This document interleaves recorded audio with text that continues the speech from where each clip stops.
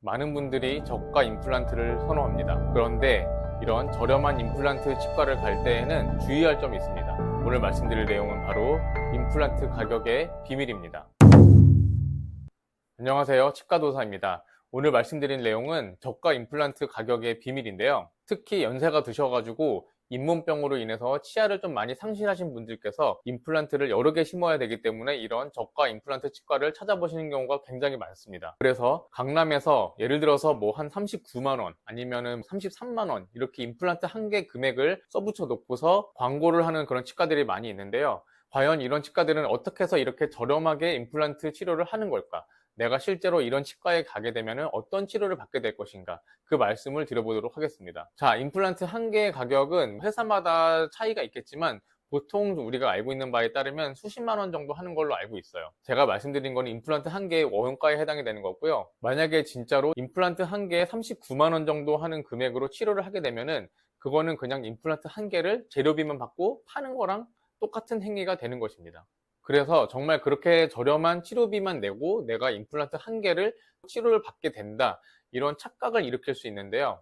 하지만 우리는 어떠한 전문직 서비스에도 재료 원가라든지 치료 원가라든지 이런 것들을 기준으로 해서 그 서비스의 가치를 책정하고 있지 않아요. 우리가 만약에 부동산에 가서 공인중개사 분들이랑 만나가지고 뭐 부동산 계약서를 작성한다고 예를 들어 볼게요. 그러면 우리가 부동산 계약서를 작성할 때 그 뭐 계약서 종이의 원가가 얼마고 뭐 프린트한 잉크의 원가가 얼마고 그런 거를 혹시 고려를 하시나요?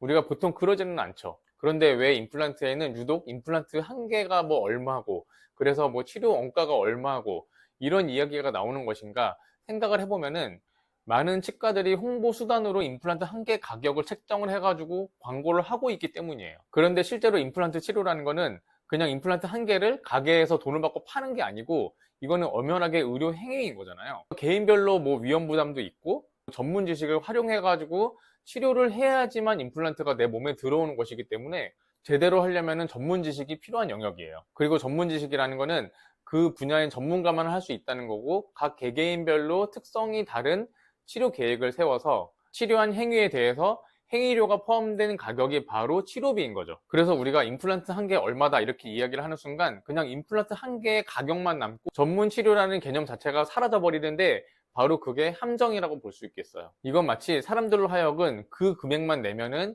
저 임플란트가 온전하게 치료가 돼서 내 몸에 식립이 되는 거다, 이렇게 착각을 불러일으킨다는 거죠. 자, 그런데 치과를 포함한 다른 의료기관들은 다 자원봉사 단체가 아니기 때문에 손해를 보는 장사를 하지 않습니다. 그래서 여러분들이 내가 임플란트 한 개에 39만 원이라고 알고서 치과 치료를 받으러 가겠지만 실제로 내가 받게 되는 치료는 뭐 그거 외에 막 뼈이식 비용이 되게 많이 추가가 된다든지, 아니면은 임플란트 치료를 나는 한 5개만 받으려고 생각했는데 실제로는 10개가 넘게 치료가 된다든지, 이거는 과잉 진료라고 볼 수 있겠죠. 그리고 또 치료를 하고 나서 회복이 잘 안 되고 부작용이 계속해서 막 발생한다든지, 아니면은 나중에 생긴 문제에 대해서 AS가 잘 안 된다든지 그런 것들이 생길 수 있다는 거죠.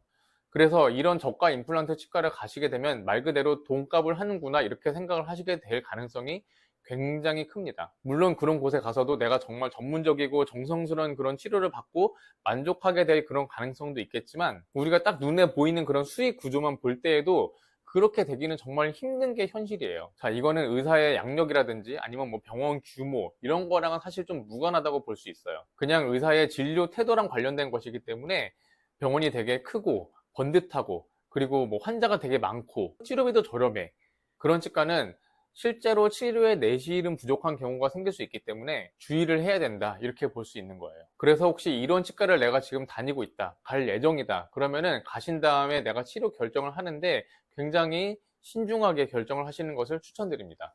자, 치과 치료는 뭐라고요? 비가역적인 치료라고 제가 말씀을 드렸어요. 앞으로 향후에 치과 치료를 결정하실 때 신중하게 결정하시길 부탁드리고요. 아울러서 혹시라도 이런 치과를 가셔서 피해를 입으신 분이 있다면 그 사례를 저에게 알려주시면 제가 그 사례를 분석해서 여러분들에게 조언을 드리도록 하겠습니다. 향후 문의는 저에게 댓글로 달아주시거나 아니면 조만간 오픈 채팅방을 운영할 예정이라서 그곳을 통해서 문의를 주시면 감사하겠어요. 자, 지금까지 긴 영상 시청해 주셔서 감사드리고요. 혹시라도 제 채널과 영상이 마음에 드신다면 좋아요와 구독 부탁드리겠습니다. 저는 다음 영상으로 또 인사드리도록 할게요. 감사합니다.